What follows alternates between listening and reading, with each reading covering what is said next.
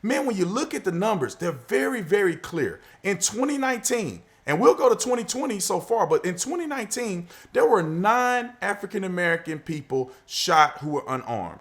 Most people can put 2 and 2 together and realize that just because you're unarmed don't mean you're not a threat, don't mean that it's unjustified. But for the sake of arguing, just say that all 9 unarmed black males were killed by police unjustifiably. There is 44 million black people. I have lost count of the zeros in the percentage of you getting killed by a police officer unjustifiably.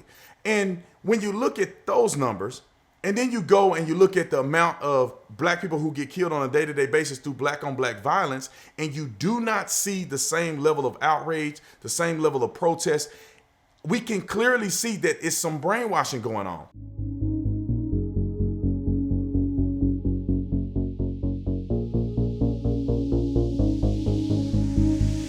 Since I think everyone watching this probably agrees with that. I mean, any sensible person, we want justice to be served. Obviously, they've been taken into custody and hopefully the system will deal with them appropriately. So we have to shift to now what's becoming the bigger story here. So as the guy that co-founded Blexit with Candace Owens, it seems to me that you guys have made just absolutely staggering amounts of traction in terms of waking up black people to you don't have to be a Democrat, which is just a simple fact of the world. Your skin color, of course, should not dictate what political party you are. So first, let me just start. Let's just start with that. How is that just connected to all of this? The narrative that we're seeing right now, that America is racist and that policing is racist and it's systemic and that our founding is racist. How is all of that stuff connected to why you guys wanted to start Blexit? Yeah, because when you think about it for what it is, it's like we are outraged. We are burning down communities, protesting and rioting day in and day out for what? And what I have observed, and Candace alike, what we have observed is that we have been brainwashed into thinking with our emotions and not thinking with facts. Man, when you look at the numbers, they're very, very clear. In 2019, and we'll go to 2020 so far, but in 2019, there were 9 African American people shot who were unarmed. Most people can put 2 and 2 together and realize that just because you're unarmed don't mean you're not a threat, don't mean that it's unjustified. But for the sake of arguing, just say that all 9 unarmed black males were killed by police unjustifiably. There is 44 million black people. I have lost count of the zeros in the percentage of you getting killed by a police officer unjustifiably.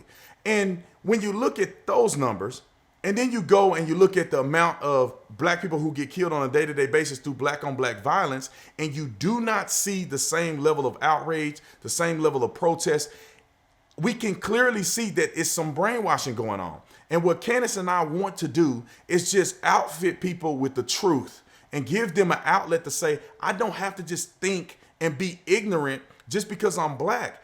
I can have an open mind. I can see what's really going on. Some of these people live in the hood. Some of these people know that they're not afraid of the police. They know that they're afraid of gang violence and abuse that happens in the inner city.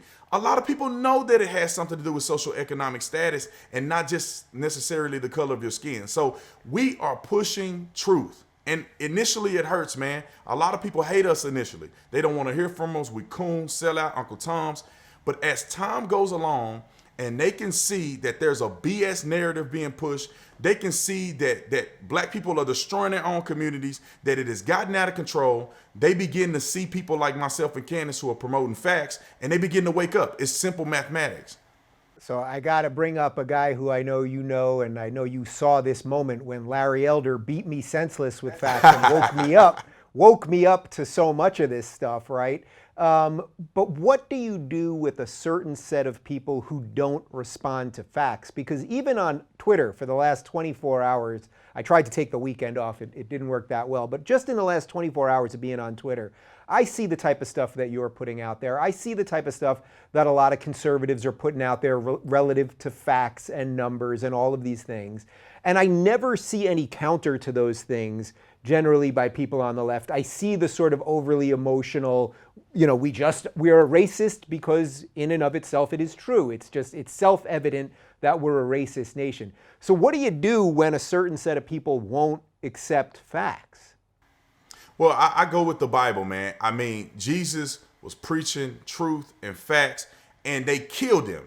And so my thing is that we need to just continue to promote facts and truth and understand that we're planting seeds. Not every single person is going to turn around every time we open our mouth and say something, but we have to be consistent with what we know to be true. Just like Jesus, even though they killed him, he was raised on the third day, and now he's the most talked about person ever in history. The Bible is the most sold book in the history of the world. So we have to continue to stick with the mission, keep promoting facts, and understand that we're planting seeds, and at some point those seeds will be watered. And one of the reasons why we can do that is because Candace and I are a product of seeds being planted. Like you said, Larry Elder and others planted seeds in us, and then in 2016, the perfect storm of enough water and sunshine sprouted up seeds that are now some of the most impactful individuals in the Black movement. No, I mean, it's been unbelievable just to see this thing grow. It's just, I tweeted out about a year ago in the midst of one of these stories that Trump's going to get something like 30% of the Black vote. And of course, nobody wants to be in the prediction game. And I had a lot of blue check lefties really angry at me for saying it. And of course, everything right now, it's like, who the hell knows what's going to happen? But I think you guys have made a dent, and whether that dent is fully evident in this coming election or it's the one after or the one after, it just seems obvious. But let's move to sort of the immediacy right now, because it seems to me this is no longer about George Floyd. I mean, when you're watching people burn down stores, break into liquor shops, loot the Nike store, tear down a Target, all of the rest of it, what do you think the transition is from a righteous cause of not wanting to see someone be killed unjustly to where we're at right now? Like, how many steps does that take? And do you think some of this was pre-planned before it all began just a couple of days ago? Yeah, I think it's a lot of people in our society that are just disgruntled. There's a lot of people who didn't get parent well. There's a lot of people that just want violence. They don't want justice. They want revenge. They have been brainwashed. They don't want to go to work. They don't want to work hard. They don't believe in the American dream. They hate this country. They hate themselves. And those people tend to flare up when we have incidents like this, because clearly they are not focused on George Floyd. They're not focused on police brutality. Police brutality has nothing to do with Foot Locker and Louis Vuitton and Gucci. It has nothing to do with stealing and burning down historical buildings. It has nothing to do with that. The man was arrested. It should be over. The protest should be over. The looting, the rioting, the outrage should be done with, but it's not. So we need to understand that there is a difference between individuals who are actually wanting something to change and then the individuals who are burning stuff down because they're brats and they're just menace to society. And those two parties end up clashing because politicians and other liberal, and I say leftist Black talking heads, won't be honest. They're coming out saying that it's Antifa, and they're just completely forgetting or trying to evade the fact that there are Black Lives Matter individuals involved in this as well. So we need to take a tough stance in law enforcement. We need to start using force against individuals who are out here burning people's property and putting people's lives at danger. And then we also need to have the rhetoric from President Trump and other quality leaders who are saying enough is enough. We're going to deal with police brutality, but this is not the way to do it. You mentioned the political leaders, and it's like, well, Minnesota and Minneapolis, everyone involved, every public official is a Democrat. Every public official is a Democrat. This thing has nothing to do with Trump. Doesn't mean that Trump's reaction has been perfect. That's a separate issue. But every time this happens in one of these cities, in Atlanta, in Ferguson, wherever it might be, we find out that they're Democrat-run cities. So to that end, or when you hear de Blasio in New York City, who doesn't, he lets criminals out of jail and then tells them that if you jump turnstiles, you won't even get a citation or anything like that.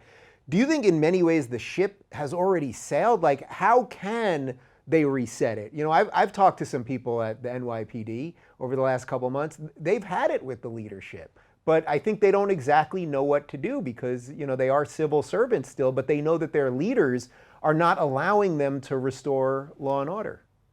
Yeah, I think the citizens are waking up, man.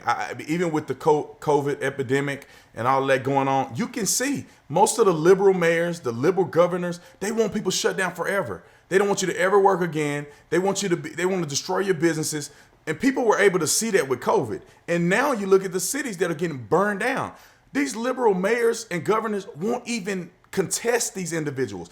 People's businesses are getting burned to the ground. They're never coming back. The reputation of the city is completely tarnished. They're willing to put you in jail for not wearing a mask or not social distancing, but they're letting people go have a free-for-all. If you're looking for more honest and thoughtful conversations about politics instead of nonstop yelling, check out our politics playlist. And if you want to watch full interviews on a variety of topics, watch our full episode playlist all right over here. And to get notified of all future videos, be sure to subscribe and click the notification bell.